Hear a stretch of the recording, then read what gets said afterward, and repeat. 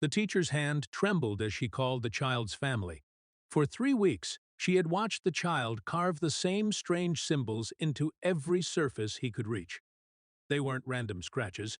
They weren't the kind of scribbles children make. The child was drawing precise, deliberate marks in a draft form. But what really worried and frightened the teacher were the terrible words the child uttered while carving those marks. The 7-year-old's eyes were fixed on the bark of the oak tree. "They took us," he whispered. "They took us to the forest. We didn't die, but we joined them." The child had never learned to read or write. His family lived in a small farmhouse outside the town of Manteo, North Carolina, miles away from any historical sites. He had never been to a museum. He had never seen a history book. He had never heard the name that would later occupy all historians studying his case. Yet this illiterate child was carving symbols that could not be identified until archaeologists examined them in a laboratory. We are talking about symbols belonging to a people who disappeared 400 years ago. You are about to witness the best documented reincarnation case in American history. We are heading towards a mysterious discovery that will change everything we thought we knew about Roanoke's lost colony. The Morrison family was an ordinary family. David worked at a local hardware store. His wife, Sarah, cleaned houses 3 days a week. Their son, Michael, didn't play with other children at the playground. He was a quiet child who preferred to play alone in the backyard. They lived in a 2-bedroom house at the edge of Manteo, where the morning mist rolled in from the sea and old oak trees grew thick and gnarled. Their lives were simple, predictable, and utterly ordinary. Everything would become more interesting after Michael found that stick. In September 2018, Michael celebrated his 7th birthday. Sarah heard a sound while hanging laundry. It was sharp and rhythmic. It sounded like something was being dragged across wood. She walked around to the side of the house. She saw her son crouched next to the old oak tree. With a broken branch in his hand, he was carving marks into the tree's bark with an intensity she had never seen in him before. His small fingers worked with a strange precision, following lines that already existed in his mind. "Michael, sweetie, what are you doing?" The child didn't look at his mother. "I am writing," he said. Michael hadn't learned to write yet. He was struggling at school. His teacher had expressed concerns about his learning difficulties. Yet here he was, creating symbols that looked like letters but weren't quite letters. These symbols were angular and deliberate, possessing an alien quality. "What are you writing, sweetie?" Michael uttered the first sentence that would change everything. "I am writing the message they left before we left." He spoke in a calm tone. "Who left the message?" Sarah asked. She finally looked at him. She didn't recognize the expression on his face. He looked very old and knowledgeable. "Governor White. He carved it on the mast before we left on the ship. We went to Croatoan. But no one understood. They thought we were dead." Sarah had never heard this before. It meant nothing to her. But the moment her son said it, she felt something bad in her heart. That evening, David dismissed it as imagination. Children can say strange things. Michael had probably heard the word somehow. Maybe he heard it on television and made up a story. But Sarah couldn't get the image of those symbols carved into the tree or the old look in her son's eyes out of her mind. Sarah started researching the word online. What she found surprised her. Croatoan was a single word carved into a post at the Roanoke colony in 1590, when 115 English colonists vanished without a trace from Roanoke Island. This word was the only clue they left behind. It became America's oldest and longest-running mystery, the lost colony. Sarah found it hard to breathe. Michael had never been to Roanoke Island. They had never discussed the history of the colony. She couldn't even read the sentences in her school books properly, yet she knew this word. How had she learned this special, historical word that had puzzled researchers for over 400 years? The next morning, she asked him questions carefully. "Michael, yesterday you mentioned someone named Governor White. Who was he?" "He was the person in charge," Michael said. "He went back to England to get supplies. But when he came back, we were already gone. He must have been very upset. He was looking for his daughter and granddaughter, Virginia Dare." Sarah's spoon hit the bowl. Virginia Dare. It was the name of the first English child born on the American continent. She knew that name from a history lesson she remembered decades ago. "How do you know Virginia Dare?" she asked. "I knew her. She was just a baby when we left." Her mother was scared. The Croatoan people promised to protect us. We walked for days through the forest and along the river. Some of the old people didn't make it. But most of us did. We built new homes. We learned their language. He looked at his mother with his very old eyes. We didn't die. We just became something else. Sarah called David at work. His voice was shaking so much she could barely understand him. That night, they decided to talk to their sons. They wanted him to tell them everything he remembered.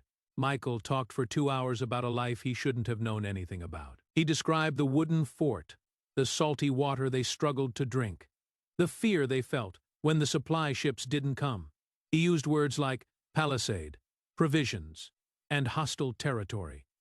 A 7-year-old child, especially one who couldn't read, shouldn't have known these things. He drew maps showing the location of the colony, the site of the Croatoan settlement, and the path they followed through the wilderness. He mentioned people's names: John White, Ananias Dare, Eleanor Dare, names that meant nothing to David and Sarah. But it would later turn out to be the complete list of colonists who disappeared in 1590. But that was only the beginning. The video went viral within 48 hours. Sarah recorded the moments when Michael drew his map and described the colony. She then desperately posted it to a local history forum in search of answers. Within a few days, it had been shared thousands of times. Historians, psychologists, and skeptics wrote numerous comments. Most dismissed it as an elaborate hoax or a case of cryptomnesia, where forgotten memories resurfaced and became mixed up with something else. But one comment stood out. It came from Dr. Patricia Whitmore, a professor of colonial American history at the University of North Carolina and a leading expert on the lost colony. Her message was short and clear: "I need to see this child immediately." Dr. Whitmore arrived at their home one October morning with a leather bag and an expression of professional skepticism. She was in her 50s. Her gray hair was pulled back into a tight bun over her 30-year career. She had seen every kind of fraud and delusion. She had investigated dozens of past life memories. Sitting with David and Sarah in the living room, he explained that children absorbed information like sponges. A documentary playing in the background, a book glimpsed at a friend's house, a snippet of a conversation heard at school. The human brain was extraordinary at turning these fragments into seemingly coherent narratives. "I believe what Michael says," said Dr. Whitmore. "But belief and truth are not the same thing. My job here is to determine where this information actually comes from." He started with standard tests. First, he showed Michael a series of photos, mixing historical images of the Roanoke settlement with photos of other colonial settlements from the same period. Some were realistic reconstructions based on archaeological evidence. Others were completely fabricated. "Can you show me the picture that looks like your home?" he asked. Michael examined each image carefully. His little finger traced over the photographs. Then he pointed to one, but the palisade wall was longer, and there was a garden here. He pointed to a specific corner of the photograph. Dr. Whitmore wasn't surprised by what he said. Sarah saw him quickly jot down a note in his leather journal. The picture Michael had chosen was correct. It was an archaeological reconstruction based on newly discovered post holes from the 1990s. The garden plot he mentioned wouldn't be confirmed until the 2015 excavations. This information was not in any children's book or popular documentary. Then he asked tricky questions designed to catch a child who had simply memorized facts. "Tell me about the ships that brought you to Roanoke," Dr. Whitmore said. Michael shook his head. "I wasn't on those ships. I was born on the island. My mother's name was Margaret. She died during the plague when I was 4. After that, I stayed with the Harvie family." Dr. Whitmore froze. He leaned forward slightly. "The Harvie family?" Michael nodded. "Dyonis Harvie and his wife were very kind to me. Dyonis was one of the men who went to explore the mainland with Manteo. When supplies ran out, he was the first to suggest we join the Croatoan people." Sarah noticed the astonishment on the professor's face. "How old were you when the colony left Roanoke Island?" Dr. Whitmore asked. "I was 7 or almost 8. The weather was hot in the summer. The mosquitoes were terrible." Dr. Whitmore closed his journal with trembling hands. Dyonis Harvie was listed as one of 115 missing colonists in the colony records. However, his name appeared in exactly 4 historical documents. All of them were obscure academic papers that required archive access to read. No documentary had mentioned him. No popular book had told his story. Yet this 7-year-old child had described not only his existence but also his role in the colony's fate. He had also recounted details that perfectly matched the fragmented historical records. The tests continued for another 3 hours. Dr. Whitmore asked questions about daily life, meals, and the relationships between the colonists and the indigenous people. He fed him false information to see if Michael would accept it. The colonists built a church in the center of the settlement, correct? Michael frowned. No, that is not right. We had services, but we didn't have a church building. We gathered in the common area. There was no time to build a church. We needed houses and storage first. Every answer was correct. None of the traps worked. As Dr. Whitmore left the house that evening, he paused at the door. He looked at Sarah and David. His skepticism was gone. It had been replaced by a feeling akin to fear. I don't know what is going on here, he admitted. But I can say this. Either your son has access to historical documents that most academics don't even know exist, or his words were cut off before he could finish his sentence. Or what? David asked. Dr. Whitmore looked at Michael, who was lost in his own world, drawing again at the kitchen table. Or he is telling the truth. 3 weeks later, Dr. Whitmore returned with a proposal. He had assembled a team consisting of archaeologists, historians, a child psychologist, and a documentary crew. They wanted to take him to the places he had described, to see if his memories would lead them to something real, something that could be verified with physical evidence. The journey would follow the route Michael claimed the colonists had used 400 years ago. It would take them deep into the forests and wetlands of North Carolina's Outer Banks. Sarah's first reaction was to refuse the offer. She wanted to protect her son from this mess. But Michael overheard their conversation. He entered the room with that same old look. I have to go back, he said. I'll show you where we're going. The expedition began on a cold November morning, 2 minibuses, 8 adults, and a small child who claimed to remember a life that ended before America was even a country. They set off from Fort Raleigh National Historic Site on Roanoke Island, where the first colony was established. Michael walked among the reconstructed earthworks with a strange familiarity. He showed where the buildings had actually stood and where modern archaeologists had placed them. Then, following Michael's instructions, they headed west into the interior of the mainland. The landscape was dense and cold. Spanish moss, covered twisted oak trees formed dark tunnels over the narrow dirt roads. The swamp stretched in every direction. The water was black and still. The air was humid, even in November. The silence was broken only occasionally by a bird's cry or the splash of something moving in the water. Michael sat in the front seat. His small hand pointed decisively down the road.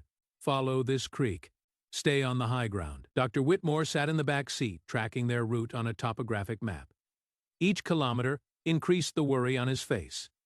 The route Michael described matched historical theories about a possible migration route from Roanoke Island to the Croatoan settlement on Hatteras Island. However, it also differed at key points. It took them further inland than anyone had previously considered. After 6 hours of driving and walking, they arrived at a spot where the forest opened up into a small clearing. Michael stopped. His breathing had changed, becoming shallow and rapid. This is where we built our new homes. This is where we stayed. The land was empty. There were only trees, bushes, and the endless Carolina sky above. The documentary crew looked disappointed. Dr. Whitmore took out his equipment. He prepared to conduct a preliminary examination. But Michael wasn't looking at the land. He was looking at a point about 50 meters away where the forest thickened again, where deep, dark shadows formed between the trees. When we died, they buried us there. We wanted to be together, the colonists and the Croatoans, the English and the natives. We were all one people here. He began walking toward the shadows. None of the adults in the expedition team could hide their astonishment. This was the moment that would change everything. Dr. Whitmore had thought they would find nothing but tree roots and rocks beneath the forest floor. But when the team set up their instruments in the area Michael had indicated, the readings began to paint a picture that silenced all the scientists present. There was something there, something deliberately placed, organized in a pattern that nature could not have created. The anomalies appeared on the radar screen as distinct rectangles arranged in rows. There were graves, at least 20 of them. Probably more.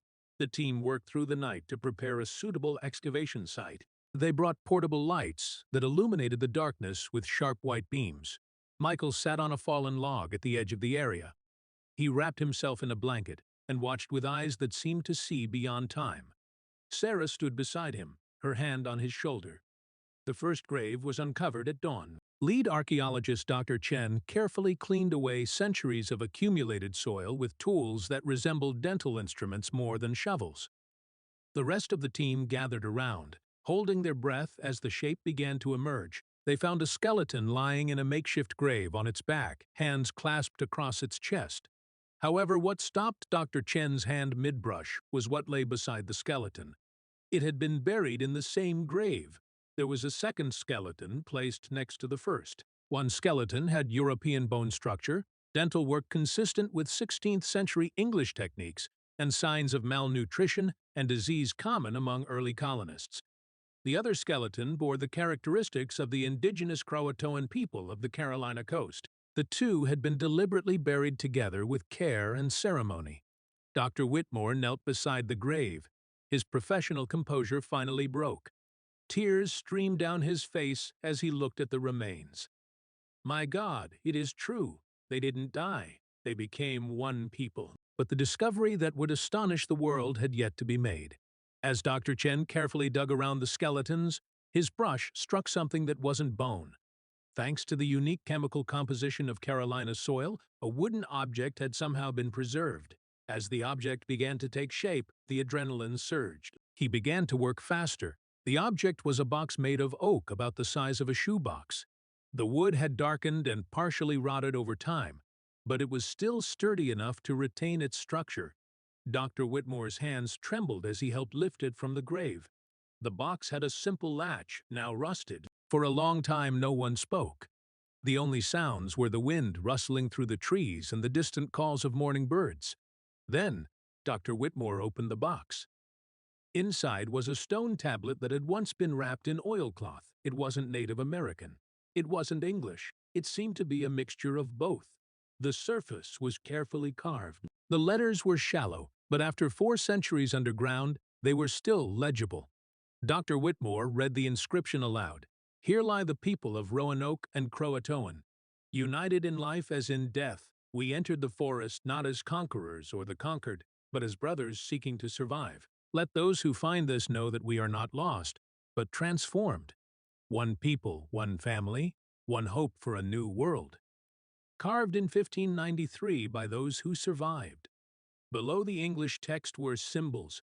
They were the same symbols Michael had carved into trees for months. The Croatoan alphabet was a writing system most historians believed never existed.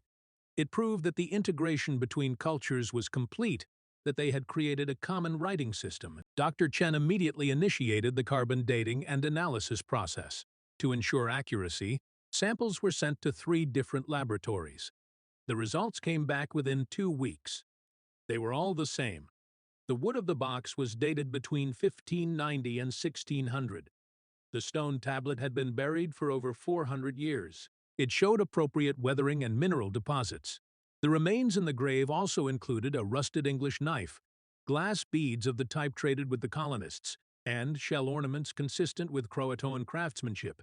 It showed a mixture of European and Native American artifacts. More importantly, DNA analysis later revealed that the 2 skeletons in the shared grave were related. Mitochondrial DNA revealed that one of the skeletons was of English descent. The other clearly belonged to the indigenous ancestors of the Carolina coast. However, the genetic markers of both indicated they were common descendants, meaning their families had intermarried, had children together, and truly became one people. This was not a massacre. This was not an abandonment. This integration meant survival through cooperation. Dr. Whitmore turned to Michael, who was quietly approaching the excavation site. Michael was looking at the open grave with a deep sense of peace. "Did you know this was here?" he asked. "I helped carve the stone. I was old back then, maybe 14 or 15. We wanted people to know the truth. They needed to know we didn't fail. We wanted them to know we found a better way. He knelt beside the grave, reaching out with his small hand to touch the edge of the stone slab. This was Dyonis. He married a Croatoan woman named Nady. She taught him to fish in the sea. He taught her English. He told her stories about London. When Dyonis died, the woman wanted to be buried with him. Even though she lived 10 more years, she said their spirits should not be separated. Dr. Whitmore pulled out the historical documents with trembling hands. He turned the pages of the colony records he had brought with him. That name was on the colonists' fragmented lists. On the edge of one document, barely legible, was a note written in Governor John White's handwriting. Dyonis adapted very easily to the native way of life. I fear he will choose to stay with them if we leave. The date was August 1587, 3 years before the colony was abandoned. Every assumption he had built his career upon, every academic theory, had been shattered by a 7-year-old child who couldn't read. Dr. Whitmore sat down on the ground. He leaned his back against a tree. He looked at the evidence scattered around the excavation site. "How is this possible?" he asked. "How could a child in 2018 know things we are only discovering now?" Michael looked at him with his very old eyes. Dr. Whitmore could see something ancient and enduring beneath the child's face. "Because I was there. Some things don't die. Some memories are too important to forget." He turned and walked back to his mother. He left Dr. Whitmore alone with evidence that would rewrite American history. Over the next 6 months, the excavations uncovered 17 more graves. Each contained remains showing the same pattern of integration between Europeans and Native Americans. Artifacts representing both cultures were found, tools combining English metalwork with native designs, pottery displaying European shapes decorated with Croatoan symbols. The site was definitively dated to the late 16th century, the period when the lost colony vanished. 3 graves contained more stone tablets engraved with messages written in English and the Croatoan alphabet that Michael had been drawing for months. They conveyed messages of hope, survival, and transformation. The lost colony was not dead. It had become something that transcended national, racial, and cultural boundaries. They had entered the forest as separate individuals.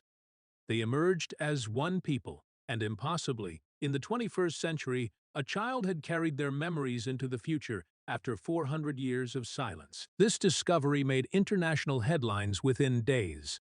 The New York Times published a story on its front page. National Geographic magazine devoted an entire issue to the excavation. After 400 years of mystery, America's lost colony had finally been found. The truth was more beautiful and hopeful than anyone could have imagined. They had not been wiped out in a tragic massacre. They had not died of starvation and disease. They had left the failed settlements. They had been welcomed by the Croatoan people. They had integrated into their society. They had formed families. Together they had created a future. Stone tablets, communal graves, mixed artifacts, all told the same story. They had survived through unity. But while the world celebrated the archaeological triumph, the Morrison family was grappling with a different discovery. Michael's memories did not fade after the excavation. On the contrary, they grew stronger. He would wake up in the middle of the night and speak fragments of a language Dr. Whitmore described as a mixture of Elizabethan English and the Croatoan dialect. He drew more symbols. He filled notebooks with descriptions of daily life in the integrated settlement. He recounted people and events that the archaeological team would later confirm through additional excavations. Sarah and David watched their son drift further into a past that wasn't his own. They didn't know what to do to bring him back. Child psychologist Dr. Osaim Troy, assigned to the case, worked with Michael 3 times a week. He was helping Michael process the overwhelming flood of information living in his mind. During one session, Dr. Troy said to Sarah and David, "Human consciousness is far more mysterious than we care to admit. We create neat categories, logical explanations, but in reality, we don't fully understand where memory resides, how identity is formed, or whether consciousness truly ceases when the body dies. Your son is giving us a profound lesson on the nature of existence." The symbols Michael carved into trees and drew in countless notebooks during those strange months. He lived in the past were analyzed by linguists for years. They were compared to known indigenous writing systems and European alphabets. What they discovered was extraordinary. The Croatoan alphabet Michael recreated is a true writing language, a sophisticated blend of pictorial and phonetic elements that displays characteristics of both Native American symbolic communication and English alphabetic writing. Essentially, it is a new language born from the encounter of two worlds. It proves that the integration between the colonists and the Croatoan people was so deep and complete that they created new ways to express themselves and new methods to preserve their shared stories. The most important truth in this story may not be about reincarnation, impossible memories, or the mysteries of human consciousness. Perhaps the most important truth is the one carved into the stone tablets buried beneath the soil of Carolina for 4 centuries. It shows that people from different worlds, different cultures, different ways of life chose to walk together toward an uncertain future, rather than clinging alone to a familiar past. Has this story made you wonder about the mysteries that live within all of us? The memories we carry without knowing why, the knowledge that comes without needing an explanation. The story of the lost colony reminds us that some truths are stranger than fiction, and that the greatest mystery is not where those people went 400 years ago, but how a child remembered the path they followed and ultimately led us to them.